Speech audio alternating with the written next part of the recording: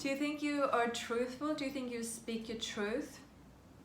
Okay, let me ask you some questions. So how often do you say, oh, it's okay, when it's kind of not okay? Or how often do you pretend to agree with someone when you don't actually, but you just want to keep peace? Or how often do you don't tell your partner how you feel because you think they should know how you feel? If they loved you, they would know, they would just know. Or how often do you not tell your partner a bit that you're upset because you don't want to seem petty, or because you're a bit embarrassed about what you're upset about? Okay, there are so many examples, but my point is that often we're not quite as truthful as we think we are. So speaking a truth, speaking our truth is not an excuse to just unload our negative judgments of someone just because. Speaking our truth is about not sitting on things or holding on to things that get between us and the people we care about. So in our important relationships, be it at home, with our partner, with a family, with our friends, or even with people at work, speaking our truth is about voicing those things that are difficult to talk about. There are a lot of things that are uncomfortable to speak of.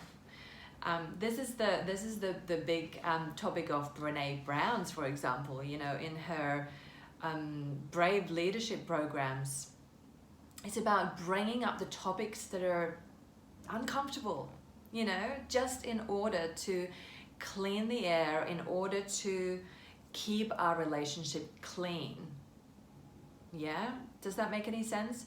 So when we sit on stuff that bothers us, for example, if there's something that really niggles me in the behavior of my husband, and I don't tell him, I just sit on it. I'm like, oh, it's a bit petty, so I probably, I know it's really about my stuff, so I don't want to tell him, but it bothers me and it eats me up, and I sit on it.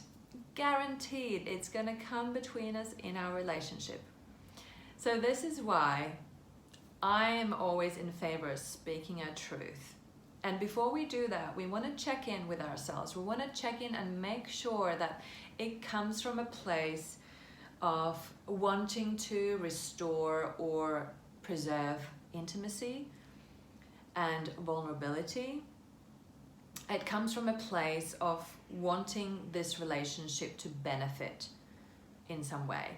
Often we think we're sitting on stuff in order to save our relationship, but actually that's bollocks. It's just because we're too scared to talk about a lot of stuff, and we're too ashamed because we don't necessarily want the other person to know our vulnerable feelings or our thoughts about something.